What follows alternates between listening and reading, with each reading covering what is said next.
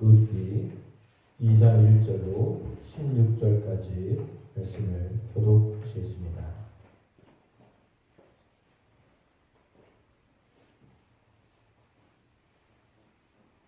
룻기 2장 1절에서 16절 말씀입니다. 나오미의 남편 엘리멜렉의 친족으로 유력한 자가 있으니 그의 이름은 보아스더라.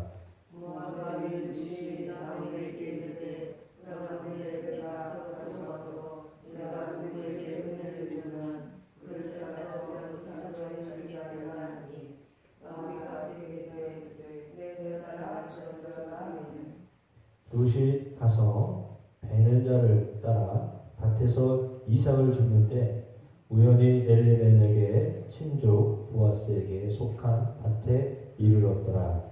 마침 보아스가 베들레헴에서 돌아와서 베는 자에게 이르되 여호와께서 너희와 함께 하시기를 원하노라 하니 그들이 따르되 여호와께서 계시는 주시기를 원하나이다. 보아스가 베는 자들을 거느린 사원에게 이르되 이는 누구의 소녀냐 하니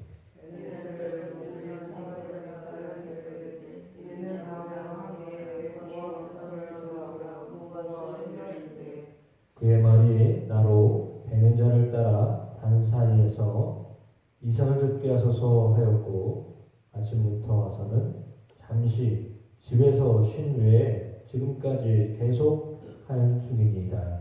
보아스가 그에게 이르되 내가 전하라 이삭을 주고 하지 말며 여기서 떠나지 말고 나의 소녀들과 함께 있으라. 그들이 베는 밭을 보고 그들을 따르라. 내가 그 소년들에게 명령하여 너를 건드리지 말라 하였느니라. 목이 마르거든 그릇에 펴서 소년들이 들어온 것을 마실지니라 하느니라.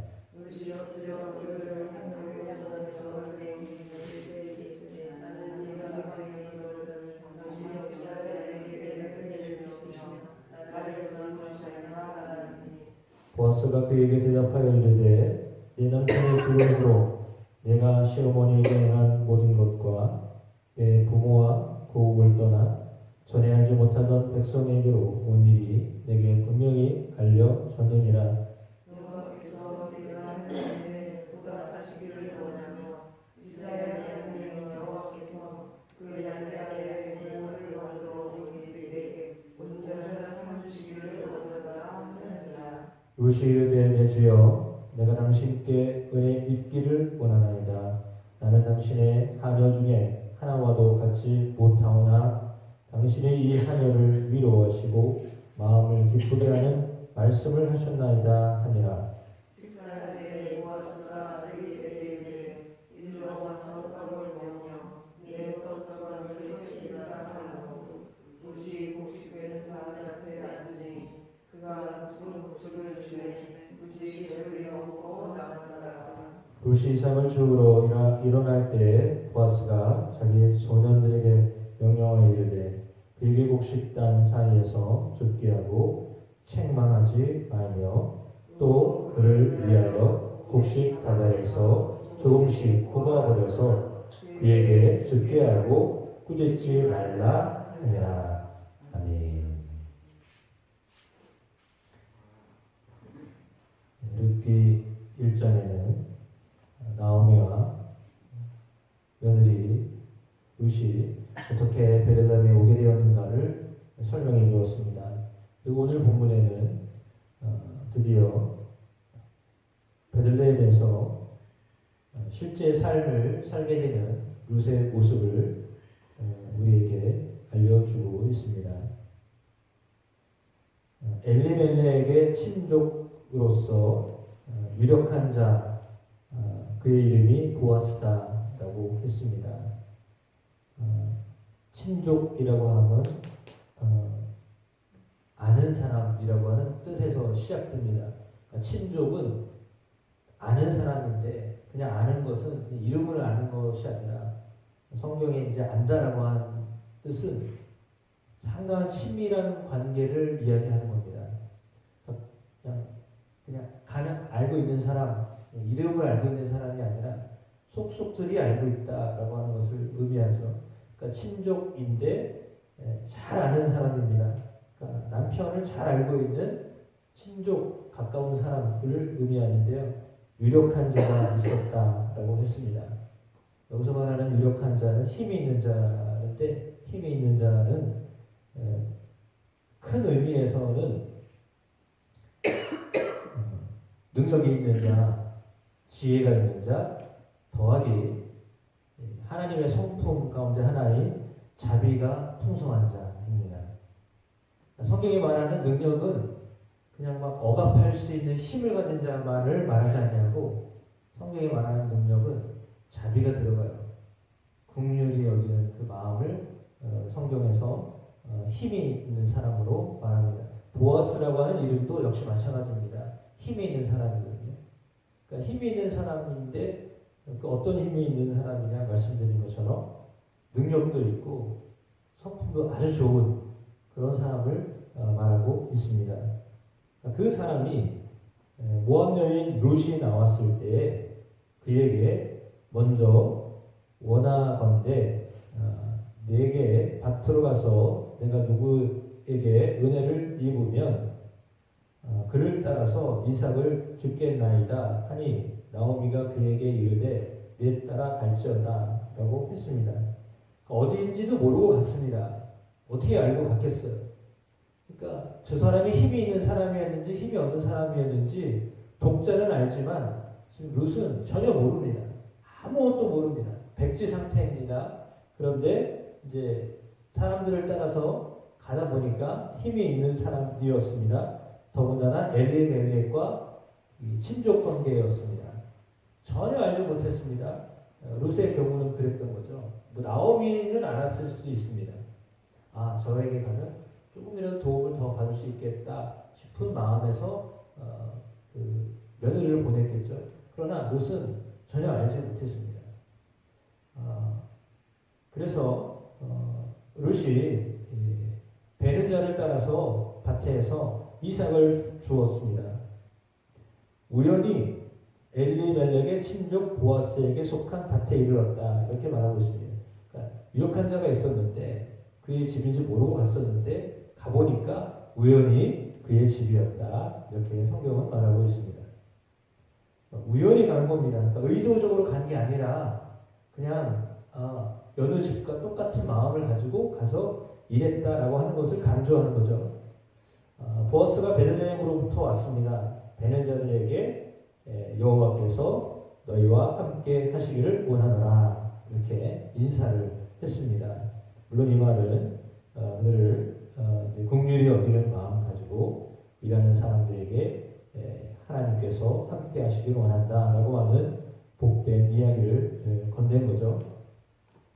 그들이 대답하되 여호와께서 당신에게 복 주시기를 원하나이다 이렇게 또한 화답하는 일하는 사람들의 모습을 보게 됩니다. 그 관계는 어떤 관계인가? 여호와를 통하여 함께하고 여호와를 통하여 복 주시기를 원하는 관계이다라고 하는 것을 인사말에서 벌써 우리에게 들려주고 있습니다. 일상적인 인사말이겠죠. 그러나 그 일상적인 인사말 속에서 여호와께서 함께하시고 여호와께서 복을 주시는 분이시다라고 하는 것을 분명하게 말해주고 있습니다. 보아스가 베는 자들을 거느린 사환에게 저가 누구냐? 저 소녀가 누구냐라고 누구의 소녀냐라고 물었습니다. 그랬더니 사환이 나오미와 함께 모압에서 돌아온 모압 소녀입니다라고 말했습니다. 모압 소녀라는 말을 먼저 꺼냈죠. 그러면 뭐냐면 이방인 여자 아이다라고 하는 것을 이제 표현했습니다. 그의 말이 나로 베는 자를 따라 단 사이에서 이삭을 줍게 하소서 하였고 아침부터 와서는 잠시 집에서 쉰 외에 지금까지 계속하는 중이니이다 라고 했습니다. 룻이 그 누구 집인지도 모르고 가서 일을 하였는데 잠시 집에 돌아가서 쉰 것 외에는 지금까지 계속 아침부터 지금까지 열심히 일을 하고 있습니다. 사원이 눈에 띄었던 거거든요.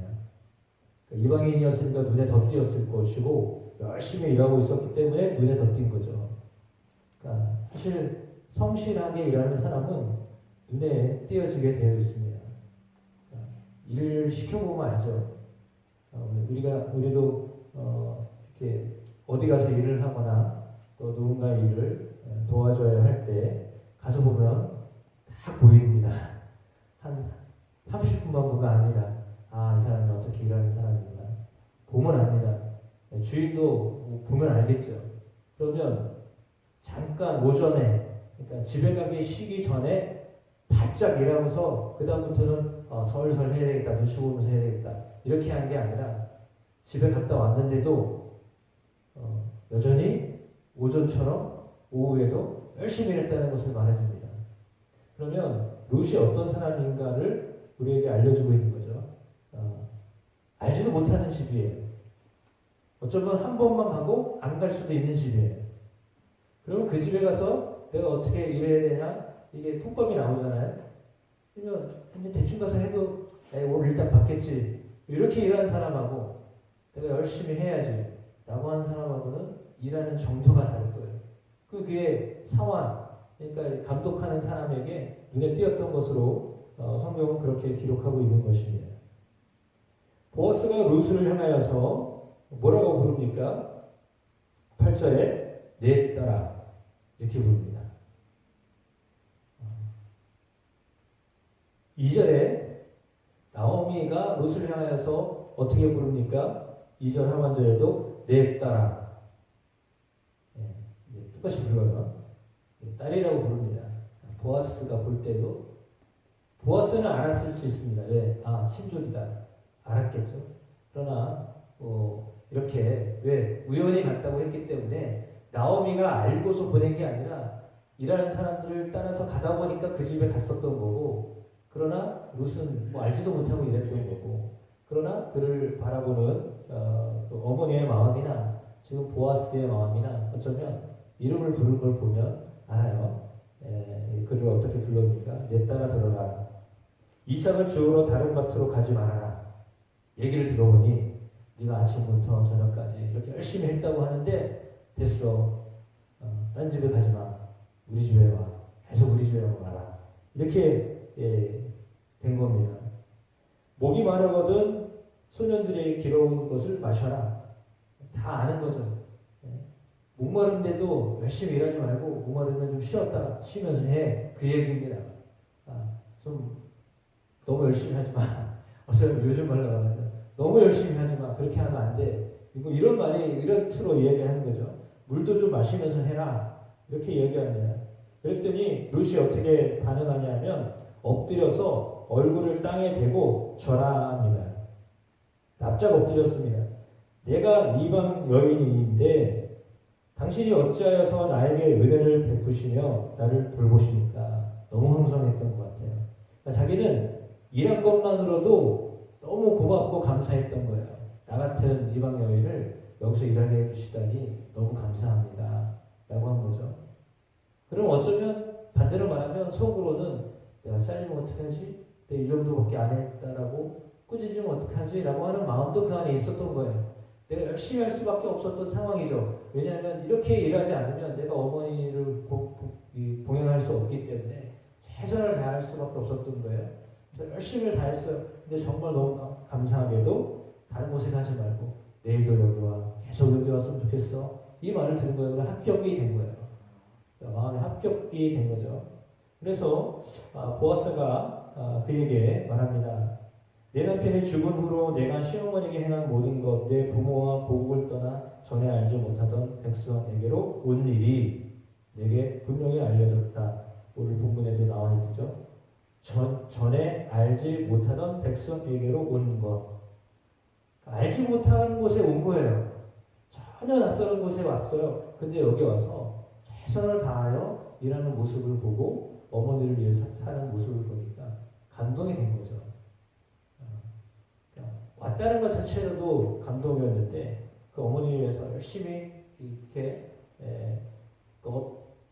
성경을 주석한 그것의 기록은 어떻게 되어 있냐면 그 의미는 어떤 일을 하는데 어떻게 일을 하냐면 허리가 굽을 정도로 일을 했다는 거야. 그러니까 아주 열심히 최선을 다해서 일했다는 것을 말하는 거야. 그러니까 자기 몸을 거의 신경 쓰지 않을 정도로 열심히 일했어요. 왜? 자기 밭이 아니거든요. 남의 밭이잖아요. 남의 밭에 가서 일을 하는데 그렇게 열심히 일했다는 거예요. 그러니까 최선을 다했다라고 하는 것을 알려주는데 이게 지금 이런 모습들이 다 알려졌다는 얘기입니다. 그 사이에서는 룻이 어떤 사람이냐라고 하는 것이 알려졌는데 여호와께서 내가 행한 일에 보답하시기를 원한다라고 했습니다. 그러니까 첫 인사처럼 여호와께서 너에게 행한 이 모든 일에 대하여 보답하기를 원한다.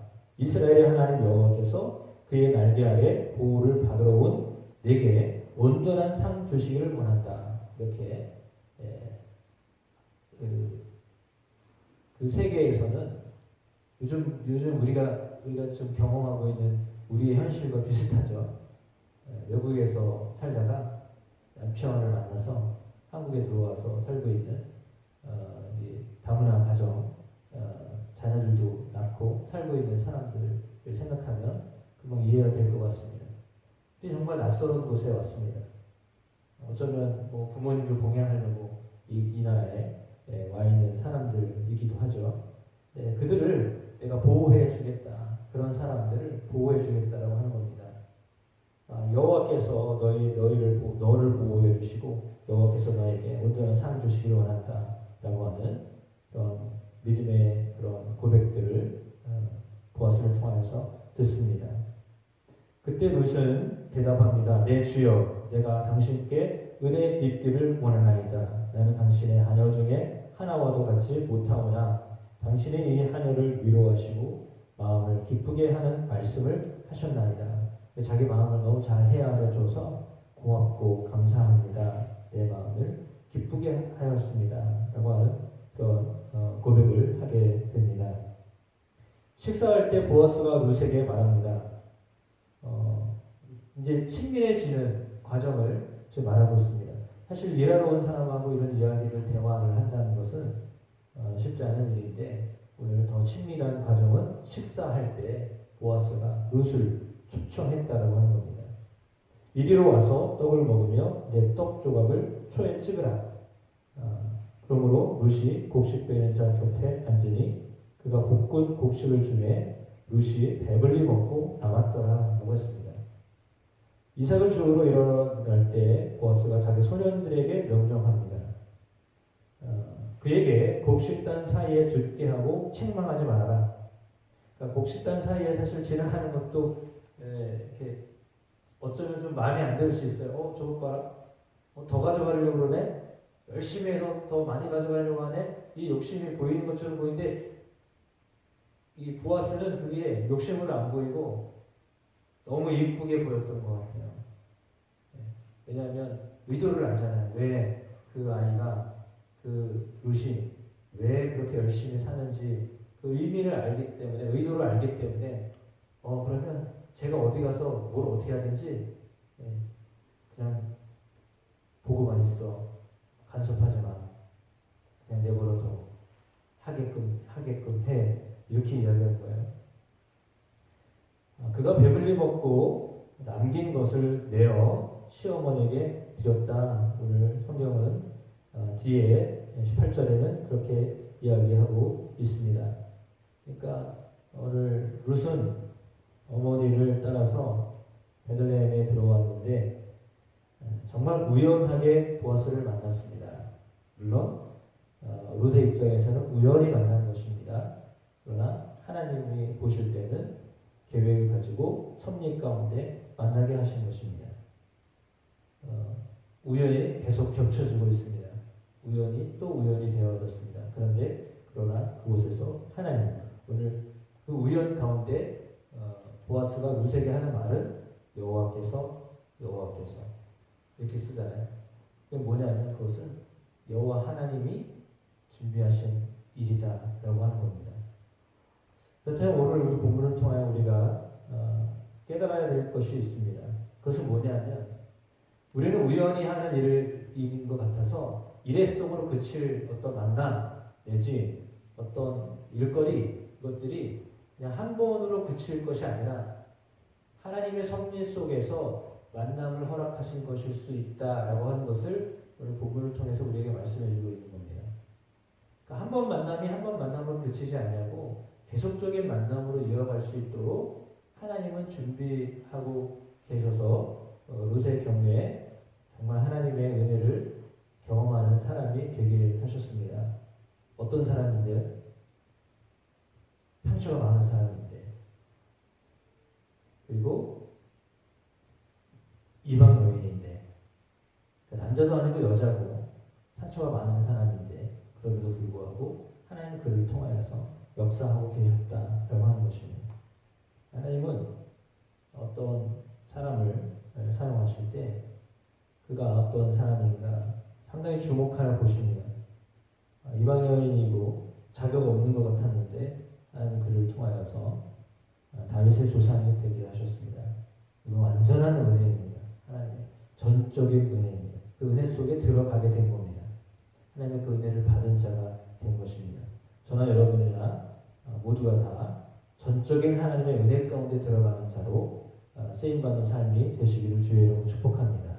근데 그것은 어디서 온 거예요? 이 관계 속에서 온 겁니다. 어머니와의 관계에서 왔죠. 보아스와의 관계에서 온 겁니다. 이 관계를 잘하면 하나님의 은혜 가운데 들어가게 되는 겁니다. 하나님이 어떻게 은혜를 내리시는가 이걸 잘 보셔야 됩니다. 그래서 우리가 일회성으로 만날 것으로 사람을 만나거나 일을 하거나 이렇게 하지 않고 여호와 하나님께서 함께 하시는 그런 모든 것들이 되시기를 주의 이름으로 축복합니다. 그래서 하나하나의 삶이 여호와 하나님이 함께 하시는 삶, 하나님 복 주시는 삶이 되시기를 주의 이름으로 축복합니다.